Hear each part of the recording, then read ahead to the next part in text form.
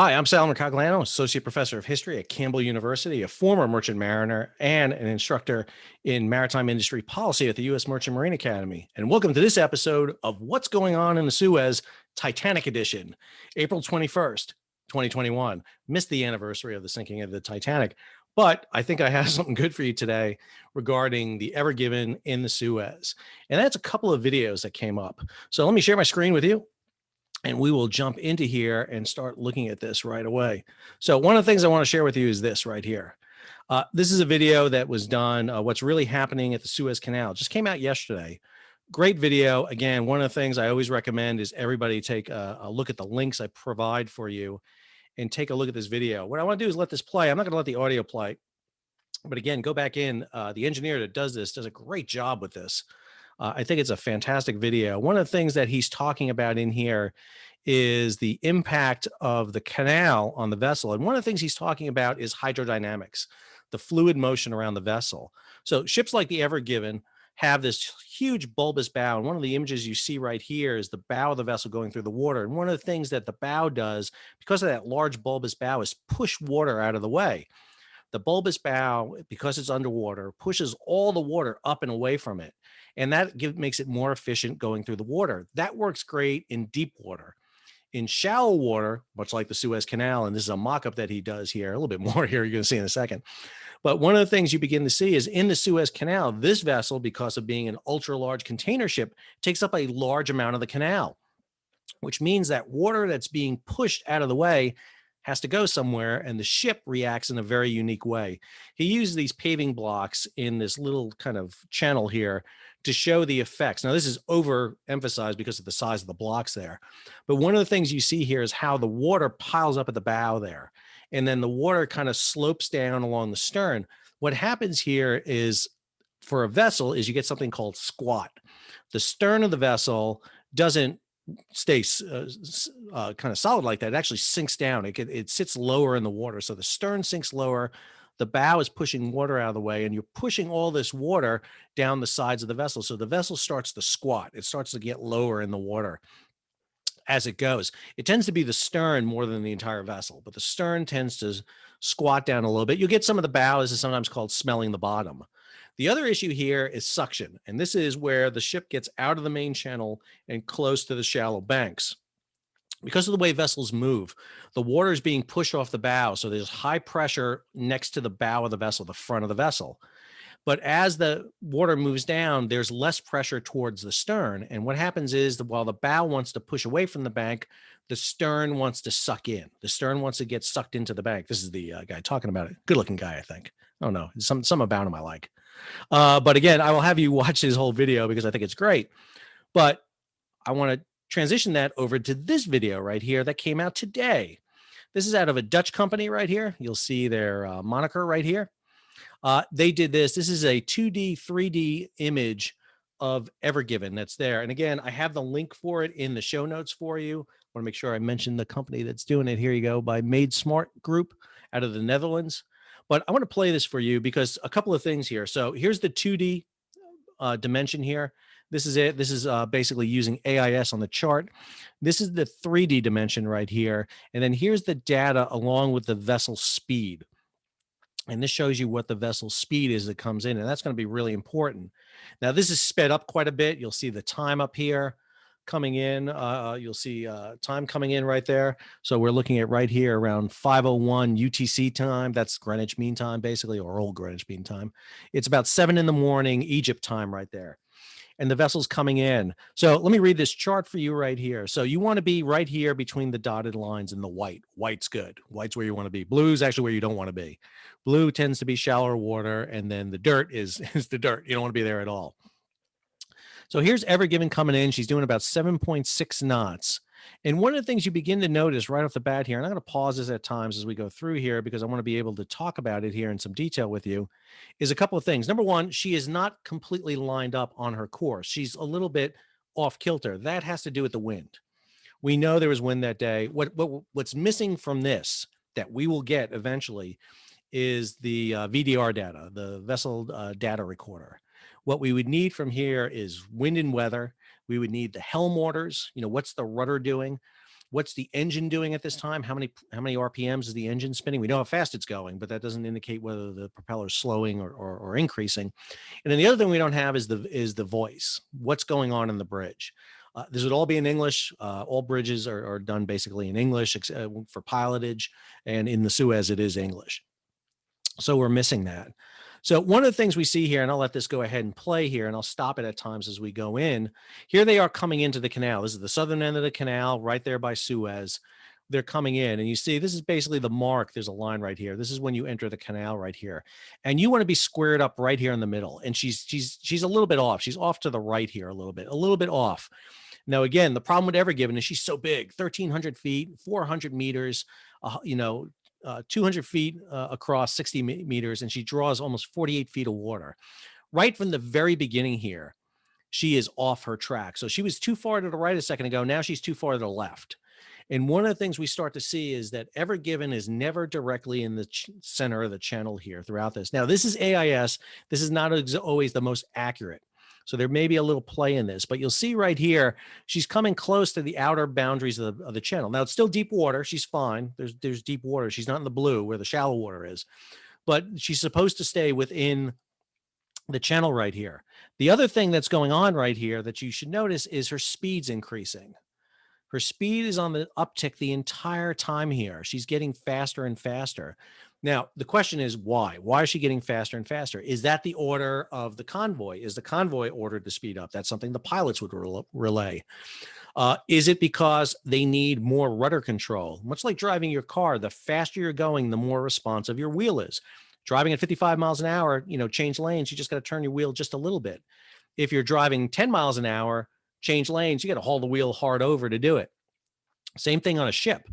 The problem with a ship doing it, Bud, is this. When you turn the wheel of the car, the front of your car turns. When you turn the wheel of the ship, the back of the ship turns. Right here where the forward house is on Ever Given, that's basically the pivot point. The ship pivots on that. When you turn the wheel left, you're turning the wheel to the left. The bow's going to turn to the left. The stern kicks out. The 2/3 of the ship behind you kick out. So as you get close to the bank here, you can't go hard right. If you go hard right, you're going to put this stern right into the bank. And so what you have to do is kind of get yourself off. And there's two ways to do that. Number one, you do it very gradually with the rudder. Do it very gradually with the rudder. Small is better, small moves. You're not throwing the rudder hard left, hard right, like you see in the movies here. You're doing very small, maybe 5-10 degrees most on the rudder commands. The other thing you would do is maybe kick the engines ahead to get more rudder control. If your rudder is not responding because of the wind, for example, if the wind's coming in from the southwest, as we think it is, right from here, it's blowing on the stern like this, and or it's coming from the south and maybe kicking you around, you would use your rudder to kind of kick it out. But if you're not getting enough of a bite with your rudder, what your rudder does is it takes the flow of water going past it, especially the propeller of water. It's right behind the propeller. If you increase the flow of water from your propeller, the rudder becomes more responsive. And so you'll be able to kick it out. So you don't want to call hard right rudder here. What you want to do is a very small right rudder. And if the rudder is still not responding, you don't want to go hard right. You start increasing speed. And that's exactly what we see happening here.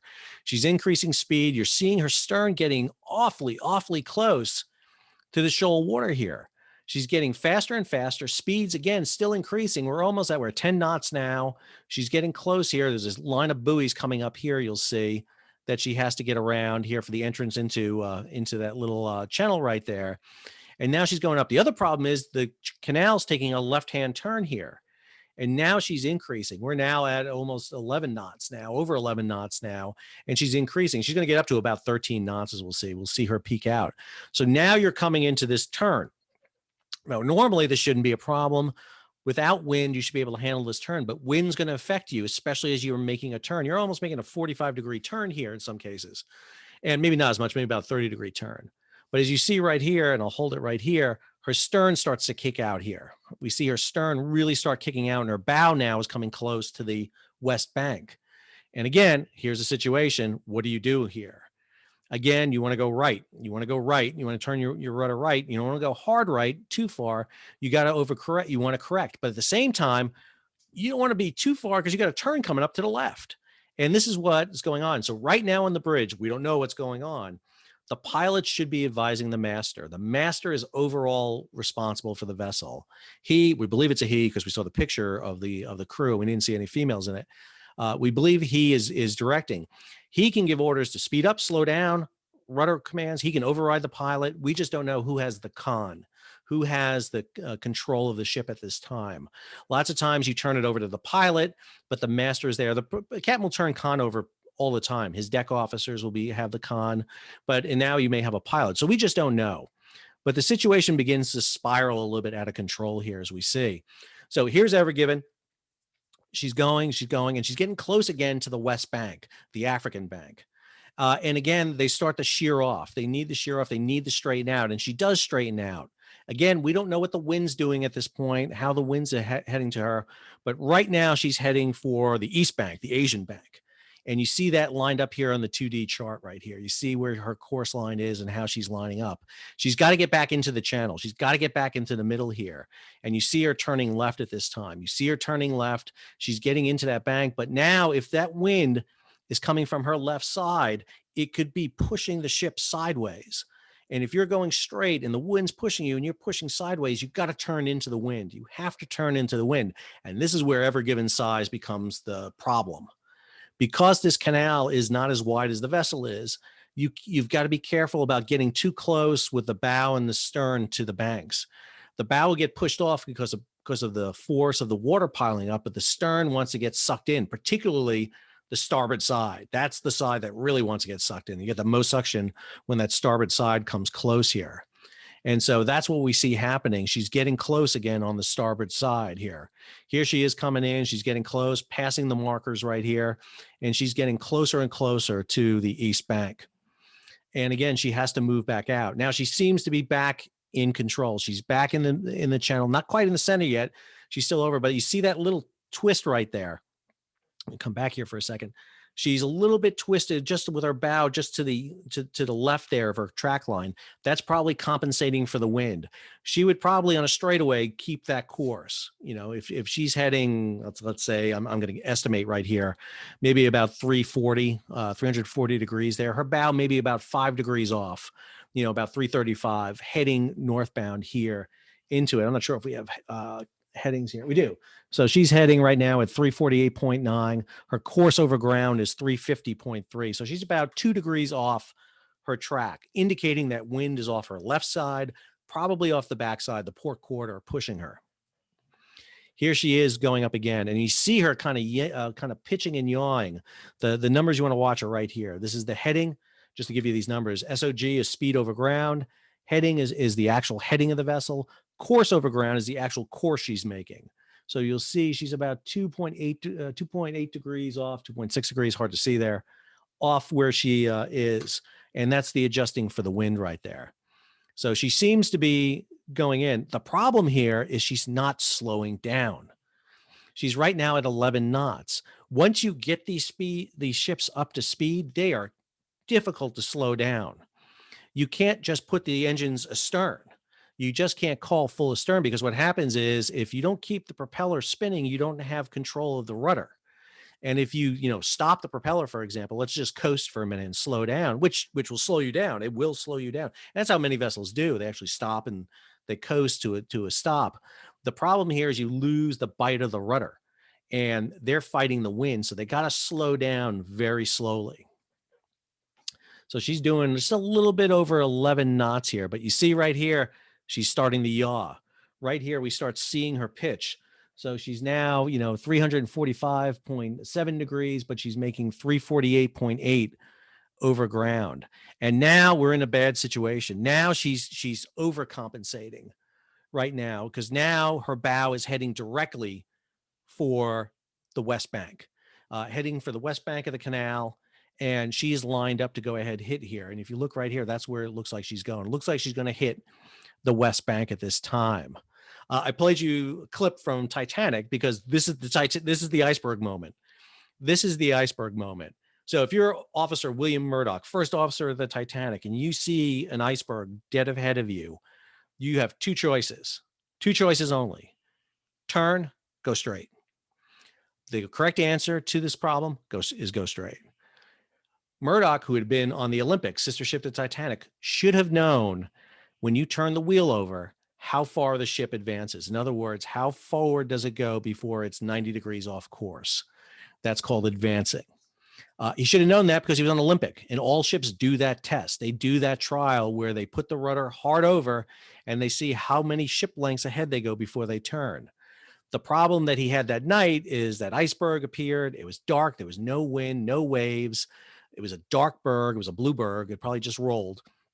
And so he did not know how many ship lengths he was from the iceberg. Didn't have radar, couldn't tell. His best bet would have been to stop the engines, not go full astern because the ship's going to pitch and yaw. You're going to lose control of the ship. But to stop the propellers and go straight into the iceberg. He would have just flooded maybe the first 2, maybe 3 compartments. If he does that, ship doesn't sink, Jack lives. Rose doesn't kill him by not letting him on the float. You know, Rose, you could have let him on that float.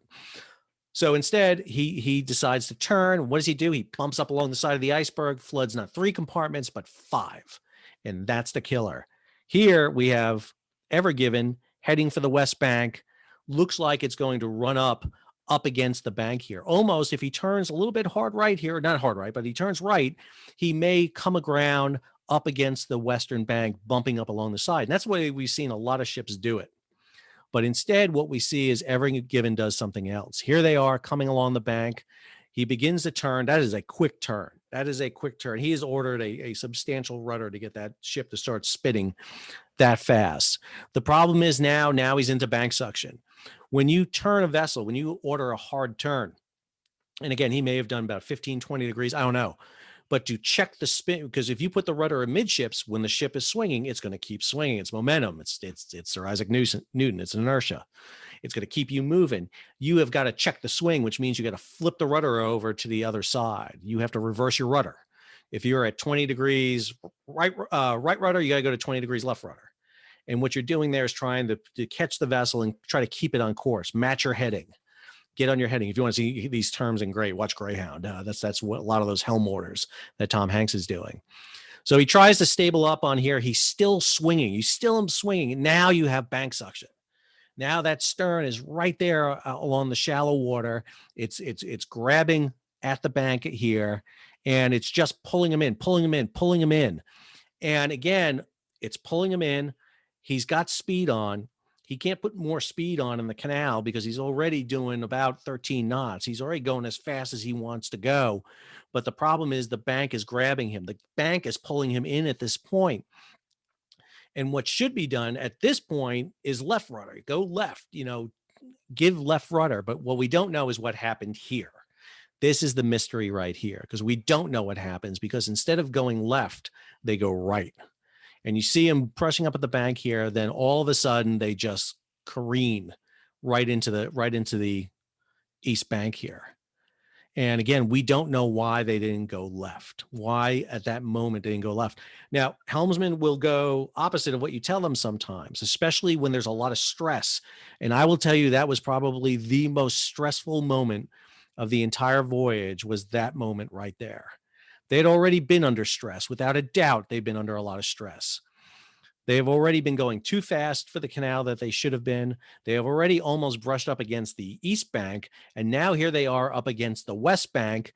And it's not exactly clear. They don't make contact here. They could have been brushing up. They could have had a grounding here where they lost it. Maybe they lose power. Maybe all of a sudden at that moment they lose power, or the rudder drops out. Who knows? But what we do know is this vessel is basically close to the east bank, and then she rams right into the west bank. She's got 13 knots on. She's still got way on. She's going to keep moving because the stern's going to kick out there. And there she is astride the Suez Canal. She hit going about, let's go back here a minute and see exactly how fast she was going when she's going in here, at almost 11 knots, almost 11, 12 knots right there. And so this video is fantastic. It's great, but it's not the end all be all. What I am telling you is something that I'm interpreting from the evidence I have in front of you. I do not have all the evidence. We need the VDR, the vessel data recorder. We need the communication on the bridge. We need expert testimony from all involved. We need to hear that the engine was responding fine. There was no mechanical problems. We need to hear from the pilots. We need to hear from the master. We need to hear from the helmsman. We need to hear from a lot of people. But what we're seeing here is a lot of evidence that's going to be used to determine what causes Ever Given. And one of the reasons why we're probably not hearing a lot from everybody communicating right now, because everyone wants to make sure they don't say the wrong thing that's going to put the blame on someone it doesn't need to be. We also need the weather data on this. This all comes down to one thing important, and that is human error. If they had not gone into the canal in high winds, if they had not used the speed excessively as they did, they would have been in a better position. It would have been much better for Ever Given to bump up against the shore as she was doing back here, brush up against the shore, turn into the shore if she had to, and go aground up against the bank, gradually, than to do what she does and plow into Asia. That is the worst case scenario right there, because they put the ship aground on the bow and stern, put the vessel in extremis, and had the potential to cause a catastrophic loss of the vessel.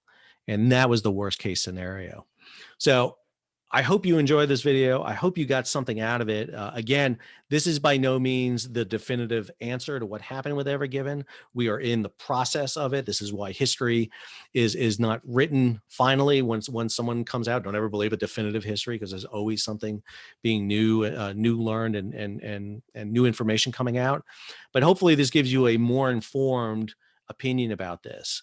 I want to share, I just did a podcast just a second ago before I came on here. So it was fun. The Alarmist. It should be coming out tomorrow. I'll make sure I put that out there for everybody. We talked specifically about this, the comparison between Ever Given and Titanic. So I'll make sure to add that into the show notes tomorrow when the link comes out. Again, I'm Sal Mercogliano. I hope you found this episode of What's Going on in the Suez, Titanic Edition, informative. Please subscribe, hit the bell so you'll be alerted of new videos when they come out. Provide comments. Always looking forward to comments, positive and negative. Let me know what you think, and see you real soon. Thanks for tuning in.